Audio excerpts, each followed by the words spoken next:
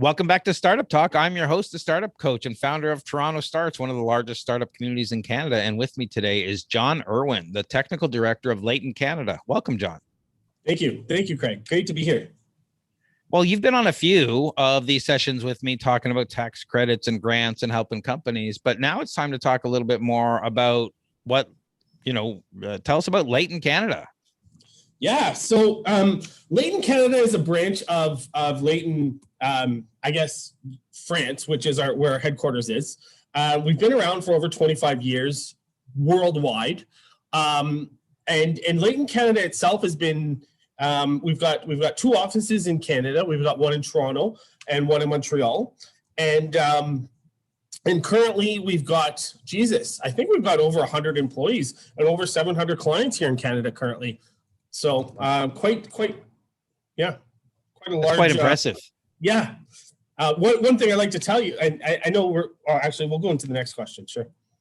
No, it's just like, okay, we'll get into it because I want to know how you grew and all that kind of stuff. But yeah. How long has Layton been in Canada? Yeah, so we actually been in Canada longer than most people know. We started in Montreal we've been in Montreal for over 8 years. And then in April of 2019, that's when I joined Layton, and that's when we opened up the Toronto office here in Toronto. And we opened that up with 2 employees at the time. And now I think we're close to 60 employees in the Toronto office alone. So quite an exponential growth during this unprecedented, uncertain time that we've been going through in the last 2 years. So starting at the beginning, what made you join Layton? Funny story. So I knew about Layton because when I was working at BDO, they actually sent me over to Ireland to help grow the R&D firm there. And that's where I ran into Layton, and Layton had a lot of respect there. Fast forward many years, Layton had reached out to me, the general director of Layton Canada, his name's Guillaume Collet. He had reached out to me asking me if I would be interested in joining the Layton team here in Toronto. And just because of the history that I know about them and the respect that they have, it was quite an easy decision for me to make that transition to becoming a technical director here at Layton, because I'm able to take all my 13 years of experience, over 13 years now, doing sr&ed government grants for all these different firms, and apply this to multiple different areas here at Layton. And it's grown so big. How you said it's over 60 employees in Toronto now?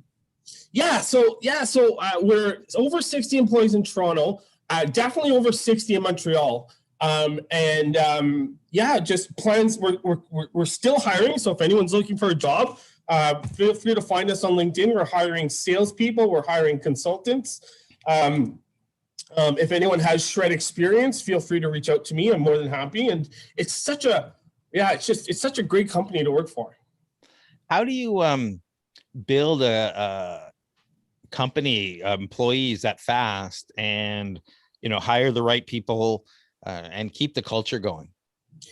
Great question. So the culture's instilled within the company. So it's something that it's the culture that they've taken in the business acumen and business processes that have worked for Layton worldwide, that they just come and kind of have put into here in Canada. So having the right sales team in place, having the right management team essentially in place, right, to ensure that there's growth, but also hiring the right people. And so again, my general director, Guillaume Collet, he's the one who put together the original team, and he's very picky with who he brings on. So and it's a good thing because it's enabled us to grow and have this growth and have such an amazing culture within the company as well.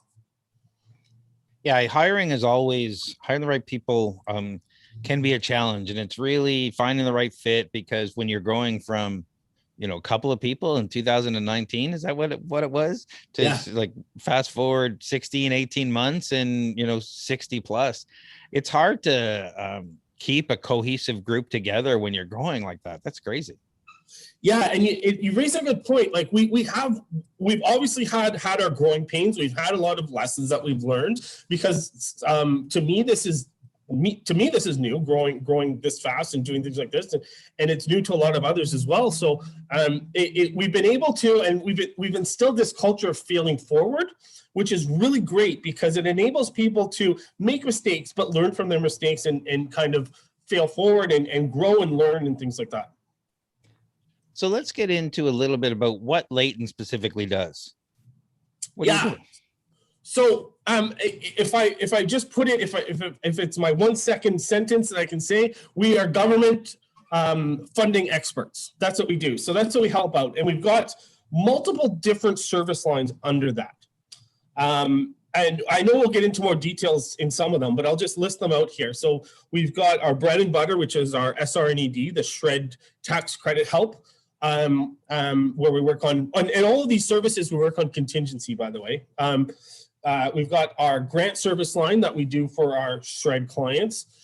We've also got sales tax reviews and property tax reassessment, which is something new that we've introduced in the last few months, really focusing on it since the beginning of the year. Yeah, and we're going to get into a little bit about those new lines of business because I'm really interested in. But can you tell me what types of industries or types of business does Layton help? So yeah, that's a great question because it is any business, any industry, essentially. Because when it comes to the sr&ed tax credit, it is applicable to any industry as long as you're innovating.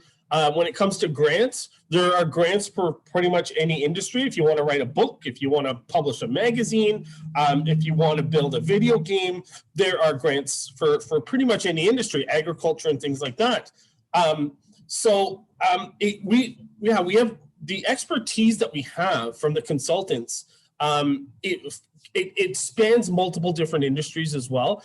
And if there's a specific industry that we need to pull in expertise, we have our worldwide consultants worldwide that we can pull in expertise from should we need that. As far as the size of businesses and things like that, primarily we're SMEs, small, medium-sized enterprises that we work with, but we've worked with startups with just 1 employee, 2 employees, all the way up to multinational, multi-million-dollar companies. So it's the approach that we have, and because we have the expertise that we have, we're able to service from small to large, no matter what. So most startups I talk to, they're always focused on grants, which can be very competitive instead of tax credits, which seem to be have a lot more money available for them. Can you tell us the main difference between grants and tax credits? For sure, great question. So the one thing, tax credits is it gives you a tax credit after the fact. So you have to have spent the money, then you file the tax credits or the application for the tax credits with your taxes that you file for the company. With grants, and there aren't that many tax credits as it relates to innovation. There's essentially really only 2 big tax credits. That's sr&ed and the digital media tax credit, which is in most provinces in Canada. When it comes to grants, if I can instill something, you must be granted permission before spending the money. So grants are future facing, tax credits are past facing, so history. So it looks at what you did in the past, whereas grants are what are you going to do in the future. The thing with grants is that criteria for eligibility can be so complex and is different for every single different grant that you're going after. So it's quite complex. And there are thousands of grants out there, especially when you're looking to get at least 50,000 or more. A lot of times you have to be incorporated for a minimum number of years, have a minimum number of employees, or even have a minimum income for the last fiscal year. So tax credits, the one good thing about the SR&ed tax credit is you can apply after your first fiscal year. So that's one of the benefits to that. And you mentioned a couple of the programs, specifically the big ones. Can you tell us about the first one, the SR&ed tax credit program? Who's it for and how much can you get back? So the SR&ed tax credit program is one of the oldest R&D tax credit programs in the world. It's also one of the most strict and the most lucrative in the world. So just to give you an example, if you had a company in Ontario and you were a Canadian-owned private company, if you're eligible, and the eligibility is what comes down to it. So there's two ways to determine eligibility. First is qualifying it, then quantifying it. So what we want to do is we look at, do you have a problem that you're trying to solve where the solution goes beyond standard practice, and you're uncertain whether or not you can overcome the problem. I'm summarizing it, but there's a lot more that comes to it. There's essentially the government uses 5 questions that came out of a court case many, many years ago to determine eligibility. And then once we determine if there is SR&ed, then we try to find out how much SR&ed there is. And just to give you an idea of numbers, to put dollars to cents for those of you who are interested, in Ontario, if you're a Canadian-owned private company, you can expect about 65 cents for every SR&ed eligible salary dollar, about 35 cents for every Canadian contractor, and about 42 cents for every material that you've used or consumed while doing your SR&ed work. And you said cents, but I think you meant percent. Well, yeah, sorry, for every dollar that's spent. So it's 65%, but if you're spending $1, you get 65 cents back, but yes, percent, yeah. And you also mentioned the digital media tax credit. Who is that for and how much can you get back? That's a great question. So I'm going to focus on Ontario because it's so for wherever there's a digital media tax credit program, the one thing that you can be guaranteed of that you'll be eligible for is if you're developing a video game, something that's interactive for people, and it's got to be like a game-like format. So it can't just be a website where you're clicking around and that being called interactive. It's got to be actually a game that you're developing. In Ontario also, you can be eligible if you're developing something that's interactive and that is teaching kids under 12. And each province has their own kind of specific idiosyncrasies and eligibility criteria. So if there is a specific question about a specific province, feel free to reach out to me afterwards and we can have a conversation. But the digital media tax credit is primarily thinking about video game developers within Canada. Great.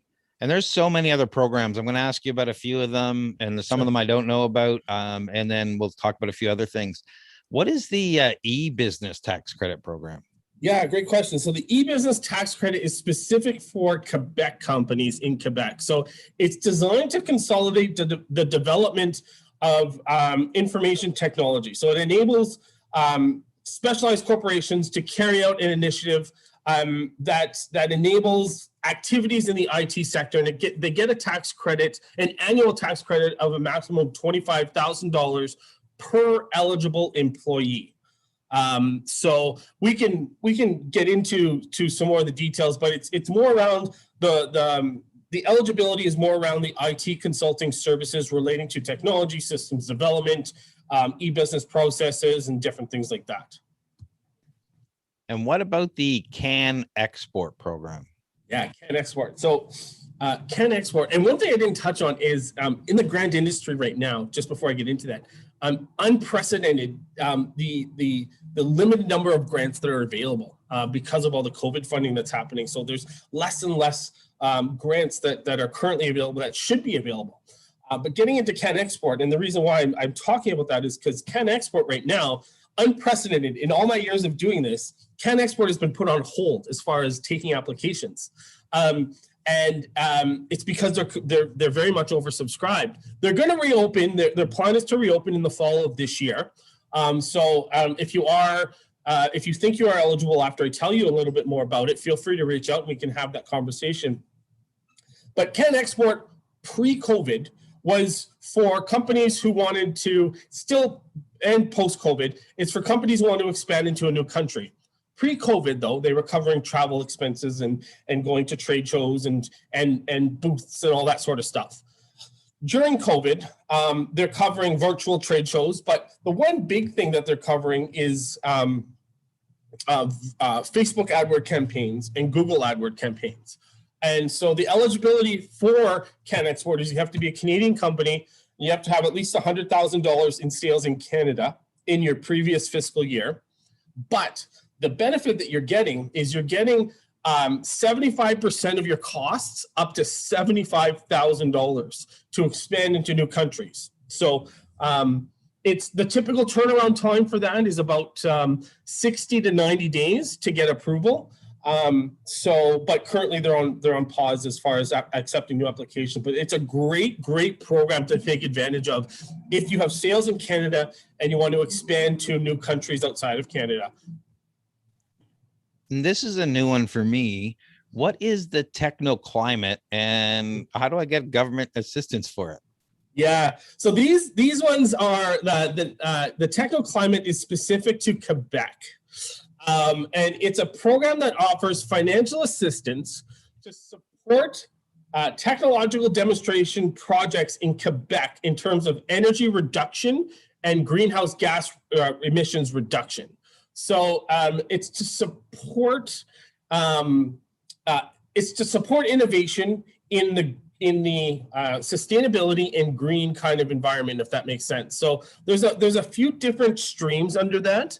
But essentially, if I can just put it simply, to be eligible, your project or your technology must be pre-commercial. And they use the TRL levels, the technology readiness levels, which I won't get into details right now, but it's got to be between a 4 to a 7 in order to be eligible for that. And you can get up to 50% of your eligible expenses for a maximum of $3 million per project.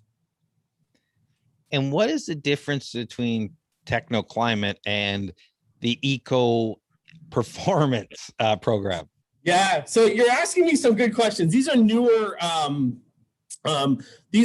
kind of programs, so please bear with me if I'm not getting everything completely correct. But eco performance aims to, again, reduce greenhouse gas and the energy consumption of businesses by financing projects or measures that relate to energy consumption and production. So this is specifically to reduce greenhouse gas, decrease consumption of fossil fuels, improve energy efficiency of process and buildings. So it's about trying to make businesses specifically more energy efficient and more eco-friendly. The biggest difference is you're looking at assistance at a much smaller scale. So you're looking at about, on a per project basis, about 50%.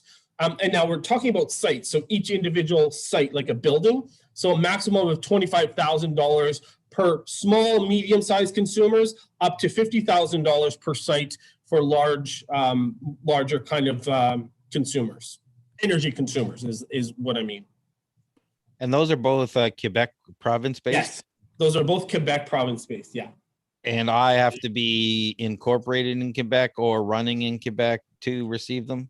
For the most part, you don't have to be incorporated in Quebec. You just have to have an establishment in Quebec, like an actual building or things. For the most part, when it comes to tax credits and things like that, like, and this is a great question because it leads into, we can just kind of circle back to SR&ed a little bit. When it comes to any tax credits or things like that, it depends on where the work happens. So not so much where you're incorporated, but essentially where the work happens. So for SR&ed, if you're a company and you have an employee that's working in Quebec, an employee that's working in Manitoba, and an employee that's working in Ontario, you would have to file a claim for each province to get your SR&ed tax credit for each of those provinces. Same with Quebec. So that's why, to answer your question in a long format, you don't have to be incorporated, just be doing the, incurring the costs in that province. And the one thing I didn't have on my list here, but I'm going to ask it now because you mentioned it at one point. What's the difference between Irap and SR&ed? Great question. Yeah, we get that a lot. Irap is a grant. So Irap is very similar to SR&ed as far as eligibility goes. But I like to describe Irap more of an old boys club if I can. It's once you get in, you're in, but it's very difficult to get in because it's a very oversubscribed program, very, very oversubscribed program. They get their funding every April, and typically it's allocated very, very quickly. Irap will, and just a little bit of news on Irap, in the federal budget, they just, they're getting an additional $100 million for the next 5 years for Irap to focus more on diverse kind of companies and companies that are more focused on diversity, inclusivity, and things like that. So we're really curious to see what that plan looks like. But as far as the IRAP and sr&ed, IRAP is a grant that you would apply for a project in the future. sr&ed is you apply for after you've already done the work. And the one thing to note is IRAP does detract from sr&ed. So if you get IRAP within a fiscal year, you have to subtract that out from the sr&ed claim that you're claiming. I see, and you mentioned before that Leighton helps businesses with sales tax recovery. How does that work, and who's it for? Yeah, it's a great question. So sales tax recovery, what we do, if I can put it simply, it was a great, there was a great way that it was explained to me. So if you have a receipt from Starbucks, where you have your coffee, you have your tax, then you have your total, or you have your subtotal, your tax, and your total. When you're talking with larger companies, and the companies that we primarily focus on for sales tax are more 5 million in revenue plus, because that's where you're going to run into the need for this. But it's so you have this receipt, and it's just been kind of it's been put into the system wrong. And that's what we do is we go in and we look at based on the rules for the province that you're in and the rules in Canada for sales tax. We've got an algorithm, we've got a program that goes in and looks at your different accounts and how things are allocated. And then what we do is we come to you with a report saying, okay, this is what's been misallocated. This is how much you can recover right away. Here's the risk in doing that and different things like that. And so I don't think there's been a case where we've really not found much when we're actually doing it, when we're actually doing the sales tax recovery. One thing to note, it's very hands-off. If you have everything digital, we can do everything remotely. So it's something that we've been able to really focus on in the last year. And how does property tax recovery work? Yeah, so property tax is something new. What it is it's what we do is we look at buildings that you own, and we do an evaluation of your commercial real estate to find relevant tax savings. So what we do is we'll look at what you currently, your property that you currently own. We'll review your documentation by our expert team. Then we'll prepare all the reports and we'll do all the negotiations with you. And then we'll help you to file the relevant documents to get your property reassessed and lower your taxes. So a lot of these programs are provincial based, as you mentioned. What provinces does Leighton cover? Yeah, we cover all provinces and territories. Because of COVID, it's really enabled us to really focus on our virtual kind of offerings. So we've really been able to work really well virtually with a lot of new clients. But currently, pre-COVID, our thoughts were to expand out west and have an office out west, and that's currently still we're thinking about that as any company would as they look to grow within Canada.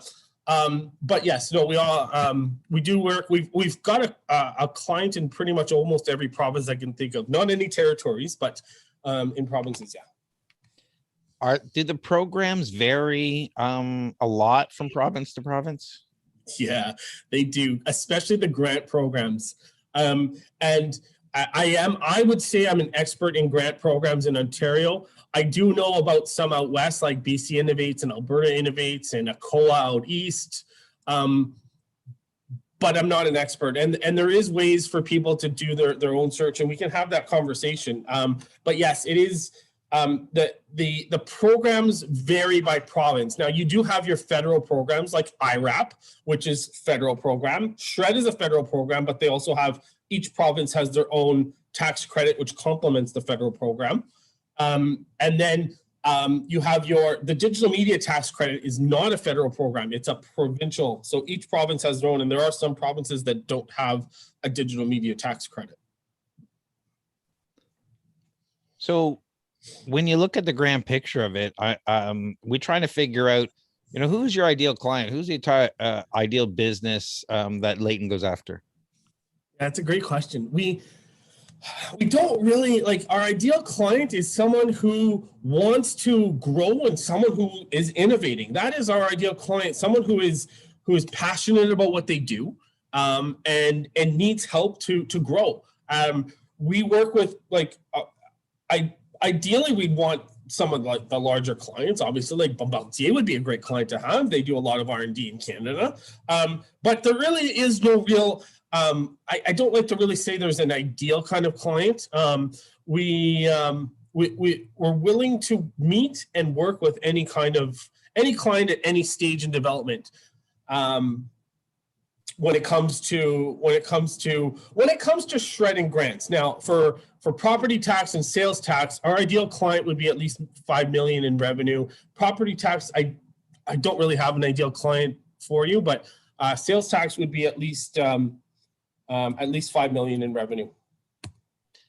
Now you mentioned even early stage businesses. I work with all types of startups, from idea all the way through, scaling. How early in the business life should founders be reaching out to Leighton? Yeah, great question. So because I love what I do, I always love talking about it and answering questions. So I'll always make time for anyone that has questions. The earlier the better.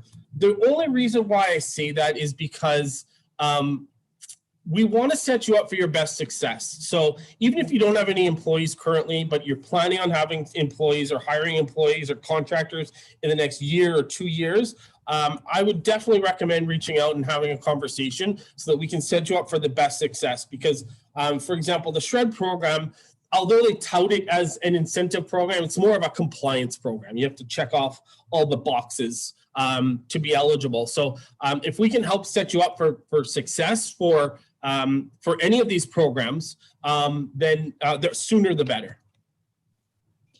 You kind of hinted at this earlier, but what does the business model look like? Who pays you for what? Yeah, it's a great question. So we primarily work on what's called a success fee or contingency fee base. So what we'll do is, a lot of people ask, well, what does that mean? Or what's your rate?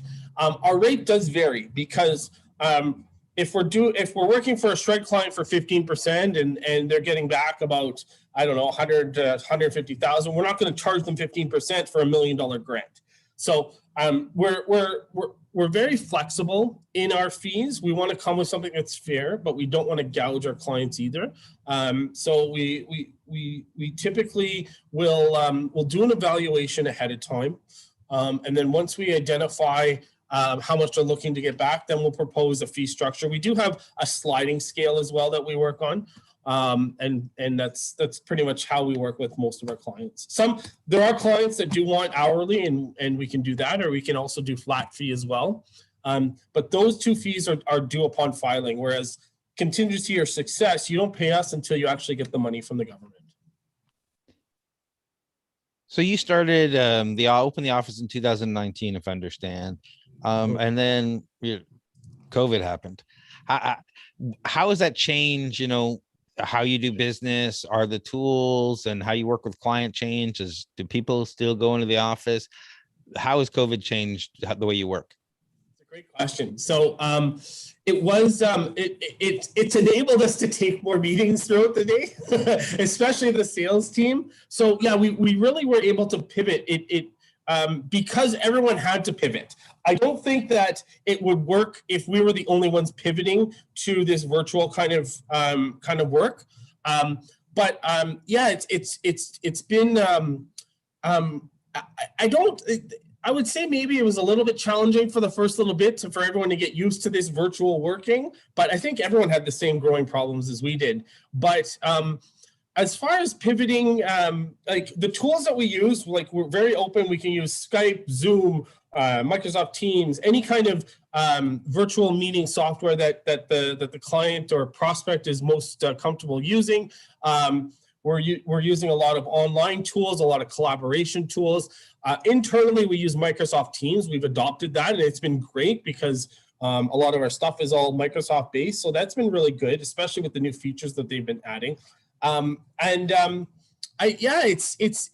actually been, we've been able, thankfully, blessedly, that we've been able to thrive during this and grow because We've been, the work that we do can be done remotely and can be done virtually. So that's a good thing for us. So I think it's been easier for us than for others, as far as, let's say, in the manufacturing kind of realm kind of thing.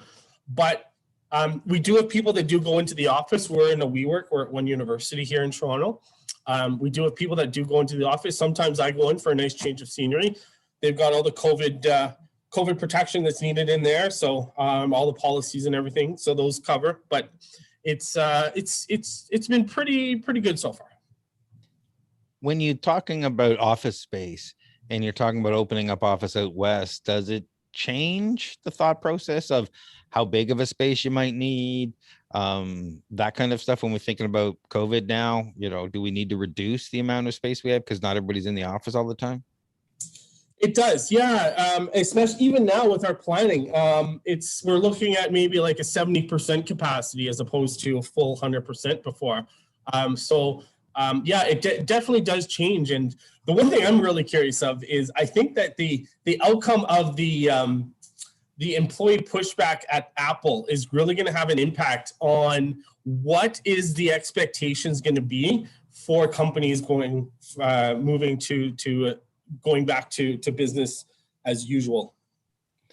Yeah, it's the old battle. It's been happening for years. What was it, Marissa Myers, when she moved back to Yahoo, she said, that's it, everyone needs to come into the office, because she had all these people who have been working from home. And then, that was a huge resistance. And now we're swinging back the other way because of different needs. It'll be interesting to see how it settles out. That's why I'm, asking in companies' plans, are we reducing real estate and that calls to reducing costs, which leads into my next question. Speaking of COVID, one thing I find investors always want to know is how have businesses adjusted their expenses and business models during COVID? Does Layton offer services to help businesses reduce expenses and burn rate? Yeah, so I wanted to keep that in there because we get that question a lot, and we don't do that. We don't offer kind of business specific consulting, if that makes sense. Yeah, but I wanted to leave that in because I can make introductions to people, and I'm sure, Craig, you know many people who can help people with that, reducing burn rate and reducing expenses. But that's not something that we've looked into as of yet. Good to know. Yeah, and there's lots of CPAs and whatnot in the industry who are happy to help. Can you give us some examples of businesses Layton has helped? Can you share some client success stories? Yeah, for sure. So I know that, like, if I were to talk on an international level, like we've worked with companies like Nike and Thales and Bombardier on an international level. Yeah, I can't get really into specifics, but just because of NDAs and things like that. But there are companies who have come to us who didn't think that they were SR&ed eligible or have applied for SR&ed in the past. And I'm sure other consulting companies have the same stories, but I just love sharing stories like this where there's companies that don't think they're SR&ed eligible. And then they hear something or like a webinar that you and I do or something like that. And then they come to us and like, oh, it sounds like based on what you're saying, there might be something there. And then we dive into it and we find some SR&ed eligibility. And it's the same thing when I'm meeting with a potential prospect and I go to their website and it talks about marketing and all that sort of stuff. And I think, they're not really going to be SR&ed eligible. And then after getting into a discussion with them, we find out that, oh yeah, they're doing all this machine learning kind of stuff in the background where there's SR&ed eligibility. So the thing, just because I want to just talk about it on a high level, the approach that we take is such that we're very thorough, but very efficient so that we can ensure that we're not leaving any stone uncovered when it comes to clients and when it comes to prospects. And that helps to ensure the best success when it comes to grants and tax credits and things like that. Yeah, and people really need to look into it because a lot of people don't think they're eligible and they are. And I say that because I used to be a program director for a company in the educational software industry. And we built everything on Oracle forms. And, we talk about have to be innovative, but, we got a lot of money from sr&ed. So we're not using the latest technology. We're not doing, but the stuff we were doing was eligible. So keep types of those things in mind. We were using ancient technology that should have, and still eligible. So talk to somebody to find out whether you meet those requirements. Yeah, that's a great point, Craig. And just to kind of expand to that is that sr&ed, you don't have to be doing sr&ed every year, and sr&ed can change from year to year. So maybe one year you might not be doing something eligible. Next year you might be. So always keep that in the back of your mind. If you're always developing, you're running into problems. One thing to note: failures are good indicators of sr&ed, if I can put it simply. Interesting. Everyone talks about hustle, and it seems like Layton's doing a good job growing like crazy. What are you doing to build traction in an audience here in Canada? Yeah, great question. So first off, we've developed this great partnership with you to help get us traction. So that's been great. Pre-COVID, I was always heading out to one of your competitor. I don't know, TechTO. Going to their events, just getting out to networking events. We did a global summit twice this year. We did one early in the year and one just in May, which you helped us with, Craig. So thank you for that. We're always doing little snippets, little videos about different things in the industry, little kind of learning videos that we're constantly posting. We're getting our employees to kind of, obviously as a newer company in Canada, we're getting our employees to kind of get our word out for us. So that's been great. It's just really trying to find the best avenue to get the word out there as to what we do, and partnering with the right people. And there are lots of great communities. I wouldn't say any of them are competitors. TechTO is a great community. We kind of, and there's a bunch of them, other Startup Grind, Tech Unleashed, so many. At only time I think we're competitors is for eyeballs if we're doing something for the same night. It's not really, we serve crossover audiences and similar stuff. So we like to help everybody and spread the word. Like I said, unless we have an event going on at the same time. Otherwise, they're all great. And Craig over there at the National Crowdfunding Association, they're running great events. We support CIX. We support, a lot of stuff that Ryerson and Ted Rogers School of Management does, and all the incubators and accelerators. So we're happy that businesses find a home and find the support they need. It doesn't matter if it's with us or with somebody else. So talking about government funding, do you have some tips for businesses who are trying to get government funding? Yes. First off, get incorporated as soon as you can. Because when it comes to grants, there are a lot of grants you must be incorporated in Canada for at least a minimum of 2 years. Second, ensure that your business is Canadian owned and private. CCPCs have the best opportunity and have the access to most of the higher rates when it comes to the sr&ed program. And come up with a plan. Come up with a plan as to what you want to do in the next 6 months, a year, 2 years. Having a plan like that will enable you to, by having that plan and attending things like this, if you hear of something that aligns with your plan or something that sparks an idea, it gives you a better kind of opportunity to go after things like that.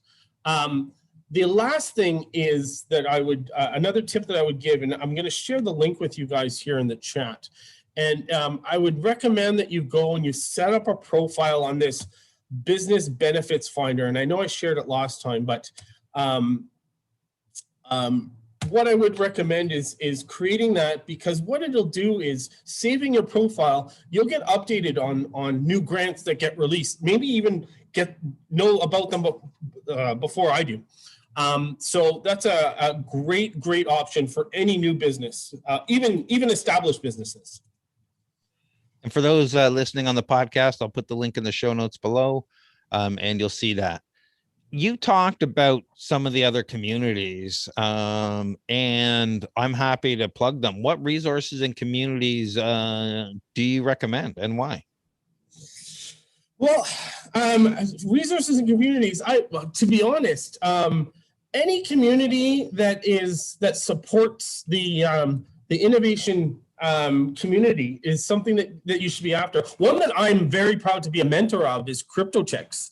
CryptoChicks is primarily focused on blockchain, but it's more of an inclusivity for women and youth, and getting them educated in STEM and promoting STEM. And it's a really great kind of organization. Yeah, as TorontoStarts is great. TechTO, Tech Unleashed with Brian.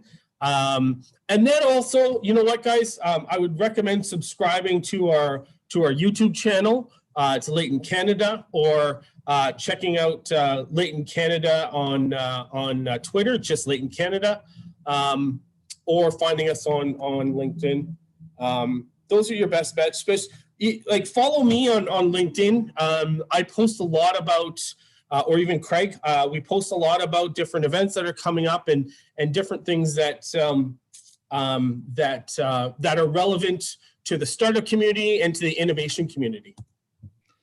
And I'm just going to throw it out there to the audience now. We have a few people in the chat room. If you have any questions, just put them in the chat room. If you have questions about tax credits, grants, your particular situation, we're happy to answer them. Please feel free to do that. I've got a few questions left here, but we'd love to answer some of your questions.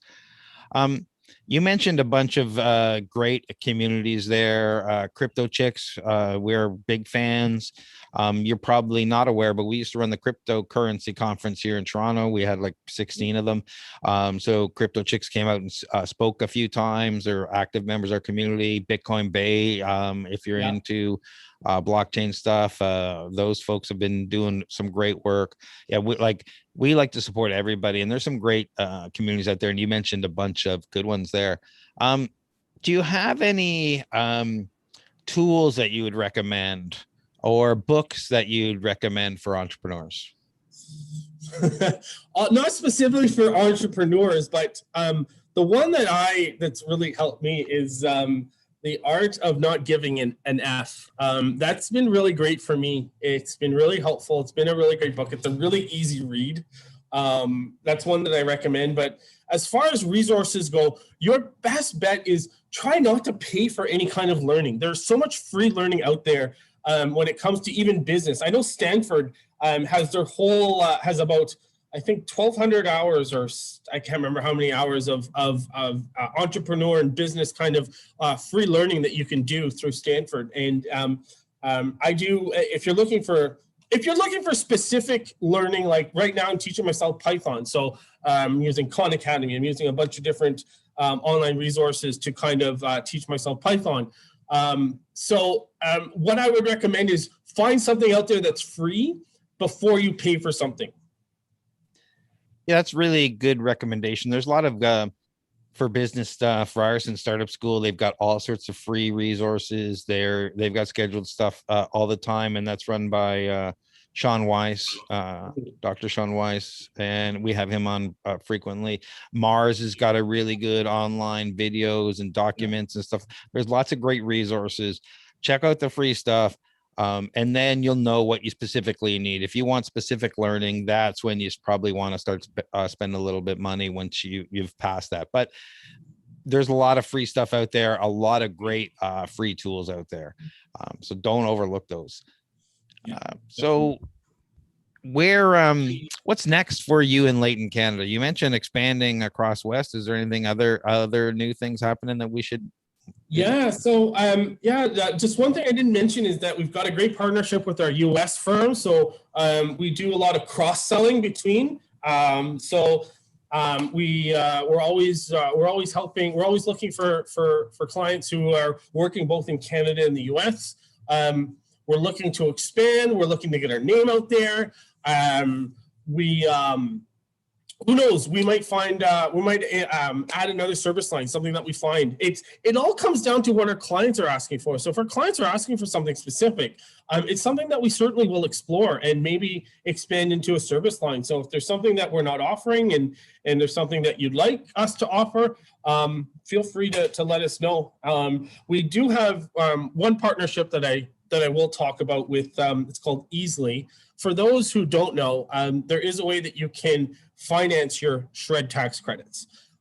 So if it's something that, if you want to get your SR&ed tax return within 2 weeks, this is a way you can do it by financing your sr&ed tax credits. And that is one partnership that we just kind of launched recently. So, as far as our reach, we can reach virtually right now.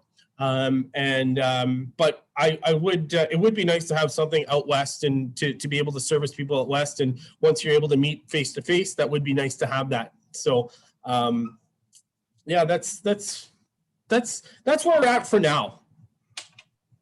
So where can people go find out more? What's your website, social media? How do people reach out and contact you? Yeah, so Leyton.ca is our website. If you want to find me on Twitter, it's at Jon Irwin, JONIRWIN. If you want Layton Canada, it's at Layton Canada, all one word. If you want to email me, it's JIRWIN@Layton.com. Or reach out to me on LinkedIn, Jon Irwin, JONIRWIN, no H. I really appreciate you taking the time today and telling us the story about Layton and all the things you do, the businesses you help, all the different types of programs. Thank you very much for taking the time today, Jon.